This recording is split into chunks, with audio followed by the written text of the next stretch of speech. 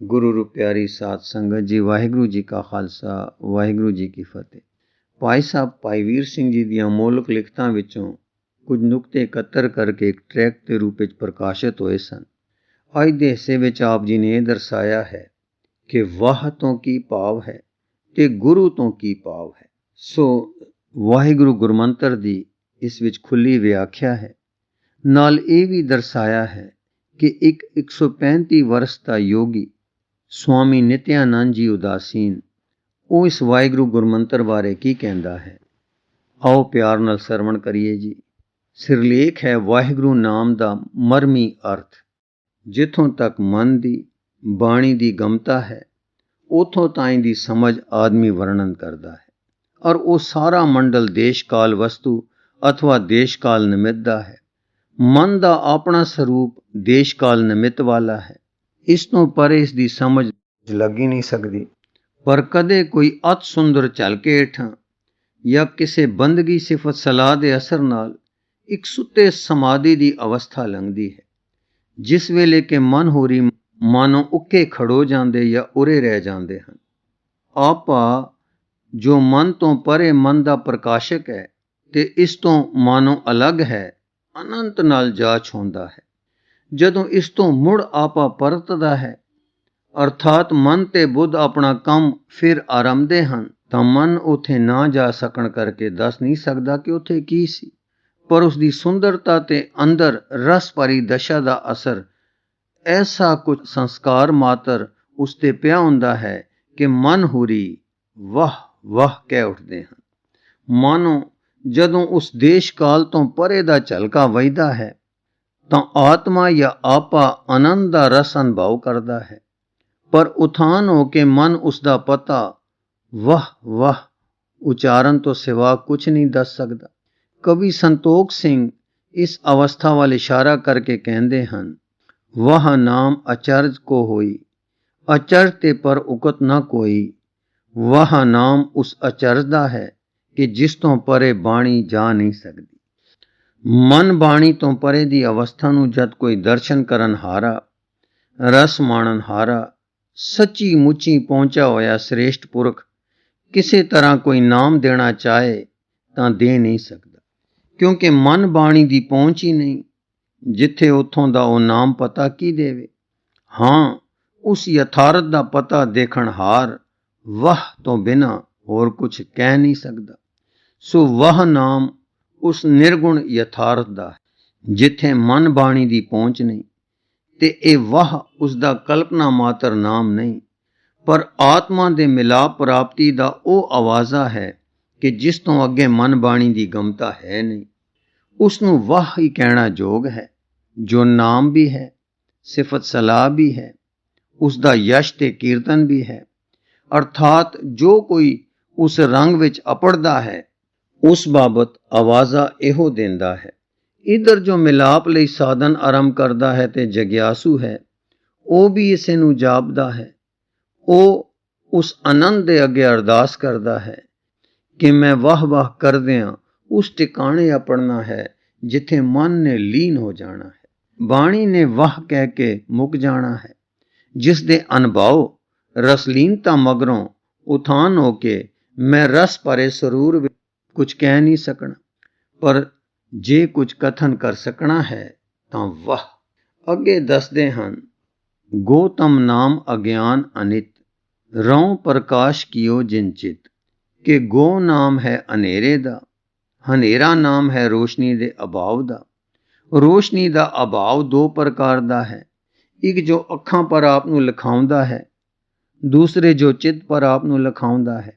ਅੱਖਾਂ ਵਾਲੇ ਨੂੰ ਹਨੇਰਾ ਜਾਂ ਅੰਧਕਾਰ ਆਖਦੇ ਹਨ, ਚਿੱਤ ਵਾਲੇ ਨੂੰ ਅਗਿਆਨ ਆਖਦੇ ਹਨ। ਸੋ ਕਵੀ ਜੀ ਦੱਸਦੇ ਹਨ ਕਿ ਗੋ ਨਾਮ ਹੈ ਅਗਿਆਨ ਰੂਪੀ ਹਨੇਰੇ ਦਾ, ਤੇ ਰੋ ਨਾਮ ਹੈ ਉਸ ਪ੍ਰਕਾਸ਼ ਸਰੂਪ ਦਾ ਜੋ ਇਸ ਅਗਿਆਨ ਨੂੰ ਦੂਰ ਕਰਕੇ ਪ੍ਰਕਾਸ਼ ਕਰਦਾ ਹੈ। ਸੋ ਗੁਰੂ ਪਦ ਉਸ ਦਾ ਵਾਚਕ ਸਰੂਪ ਹੈ ਜੋ ਪ੍ਰਕਾਸ਼ ਸਰੂਪ ਹੈ ਤੇ ਅਗਿਆਨ ਅੰਧਕਾਰ ਦਾ ਦੂਰ ਕਰਕੇ ਚਿੱਤ ਨੂੰ ਪ੍ਰਕਾਸ਼ਿਤ ਕਰ ਦੇਣ ਵਾਲਾ ਹੈ। ਅਭਿਆਸੀਆਂ ਦੇ ਤਜਰਬੇ ਵਿੱਚ ਆਈ ਇੱਕ ਅਮਲੀ ਗੱਲ ਇਹ ਵੀ ਹੈ ਕਿ ਜਿਸ ਕਿਸੇ ਨੇ ਸਾਈਂ ਦੇ ਰਸ ਵਿੱਚ ਲਿਵ ਪਾਈ ਹੈ ਉਸਨੂੰ ਐਵੇਂ ਭਾਸਦਾ ਹੈ ਕਿ ਮੈਂ ਅੰਧਕਾਰ ਵਿੱਚ ਸਾਂ। ਮੈਨੂੰ ਇੱਕ ਜਾਗਰਤ ਆਈ ਹੈ, ਇੱਕ ਪ੍ਰਕਾਸ਼ ਆਇਆ ਹੈ। ਧੰਨ ਉਹ ਦਾਤਾ ਹੈ ਜਿਸ ਨੇ ਪ੍ਰਕਾਸ਼ ਦਿੱਤਾ ਹੈ। ਸੋ ਗੁਰੂ ਦਾ ਅਰਥ ਹੈ ਅੰਧਕਾਰ ਤੋਂ ਪ੍ਰਕਾਸ਼ ਦੇਣ ਵਾਲਾ ਪ੍ਰਕਾਸ਼ ਸਰੂਪ। ਪਹਿਲਾਂ ਵਾਹ ਪਦ ਜਣਾਉਂਦਾ ਹੈ ਪਰਮੇਸ਼ਰ ਦੇ ਸਰੂਪ ਨੂੰ ਜੋ ਅਗੰਮ ਹੈ, ਪਰ ਜਿਸ ਦੇ ਮਿਲਾਪ ਦਾ ਆਤਮਾ ਵਿੱਚ ਭਰਿਆ ਰਸ ਮਨ ਵਿੱਚ ਪ੍ਰਤੀਬਿੰਬਿਤ ਹੋ ਕੇ ਉਸ ਤੋਂ ਵਾਹ ਦੀ ਸਿਫਤ ਸਲਾਹ ਕਰਾਉਂਦਾ ਹੈ। ਤੇ ਮਨ ਬੁੱਧੀ ਦੇ ਧਿਆਨ ਮੰਡਲ ਕਹੋ ਜਾਂ ਚਿੱਤ ਮੰਡਲ ਕਹੋ, ਉਸ ਵਿੱਚ ਉਸ ਦਾਤੇ ਦੇ ਸਰੂਪ ਦਾ ਅਮਲੀ ਤੇ ਤਜਰਬੇ ਵਿੱਚ ਆਇਆ ਸਰੂਪ ਇਹੋ ਨਾਉ ਬੰਦਾ ਹੈ ਕਿ ਉਹ ਗੁਰੂ ਹੈ, ਅਰਥਾਤ ਪ੍ਰਕਾਸ਼ ਦਾਤਾ ਪ੍ਰਕਾਸ਼ ਸਰੂਪ ਹੈ। ਤੇ ਉਸ ਨੂੰ ਵਾਹ ਕਹਿ ਕੇ ਹੀ ਆਰਾਧ ਤੇ ਸਿਫਤ ਤੇ ਸਲਾਹ ਸਕਦੇ ਹਾਂ। ਤਾਂ ਤੇ ਵਾਹਿਗੁਰੂ ਸ਼ਲਾਘਾਯੋਗ ਪ੍ਰਕਾਸ਼ ਦਾਤਾ ਹੈ। ਸਰੂਪ ਪ੍ਰਾਪਤ ਸ੍ਰੀ ਗੁਰੂ ਨਾਨਕ ਦੇਵ ਜੀ ਨੇ ਅਮਲੀ ਤੇ ਤਜਰਬੇ ਵਿੱਚ ਆ ਜਾਣ ਵਾਲਾ ਸਰੂਪ ਲਖਾਇਕ ਇਹ ਨਾਮ ਰਚਿਆ ਹੈ। ਜੋ ਜਗਿਆਸੂ ਇਸ ਦਾ ਸਿਮਰਨ ਕਰਨਗੇ ਉਹ ਉਸ ਅਵਸਥਾ ਨੂੰ ਪ੍ਰਾਪਤ ਹੋਣਗੇ ਕਿ ਜਿਸ ਦਾ ਇਹ ਲਖਾਇਕ ਹੈ, ਜੋ ਇੱਕ ਅਵਸਥਾ ਹੈ। ਨਹੀਂ, ਉਹ ਅਵਸਥਾ ਤੋਂ ਵੀ ਪਰੇ ਹੈ, ਜਿਸ ਦਾ ਇਹ ਅਨੁਭਵ ਦੁਆਰੇ ਪ੍ਰਾਪਤ ਹੋਇਆ ਨਾਮ ਸਤਿਗੁਰ ਨੇ ਸਿਫਤ ਸਲਾਹ ਦੇ ਅਰਥਾਂ ਵਾਲਾ ਰਚਿਆ ਹੈ। ਗੁਰਗਿਆਨ ਪੁਸਤਕ ਦੇ ਪੰਨਾ ਐੜਾ ਈੜੀ ਸੱਸਾ ਪਰ ਸਵਾਮੀ ਨਿਤਿਆਨੰਦ ਜੀ ਉਦਾਸੀਨ, ਜਿਨ੍ਹਾਂ ਦੀ ਆਯੂ ਉਸ ਪੁਸਤਕ ਦੇ ਰਚੇ ਜਾਣ ਵੇਲੇ 135 ਬਰਸ ਦੀ ਦੱਸੀ ਗਈ ਸੀ, ਲਿਖਦੇ ਹਨ, हम अपने गुरु श्री स्वामी ब्रह्मानंद जी के साथ विचरते तीर्थ यात्रा करके पंजाब में आए। यहाँ एक उदासीन महाभाव के दर्शन हुए। विचार चर्चा में दिन बीतने लगे। उदासी जी का नाम स्वामी सत्यानंद जी था। इन्होंने गुरु घर की रीति और नीति कुछ ऐसे ढंग में सुनाई कि श्री स्वामी ब्रह्मानंद जी मुग्ध हो गए। अमृतसर गुरुदरबार के दर्शन करके उनकी आत्मा पर कुछ इस तरह के प्रभाव पड़े कि वो गुरु घर के ही हो गए। कुछ समय पंजाब में व्यतीत किया, फिर हरिद्वार चले गए। वहाँ एक दिन अच्छे पले बैठे थे। उनकी आंखें डुबडुबाती देखकर मैंने कारण पूछा। उन्होंने उत्तर दिया कि आयु पर रेत छाना, कि तत्व वस्तु गुरु घर में थी, अब एक जन्म गुरु घर में लेना पड़ेगा, तब कल्याण होगी।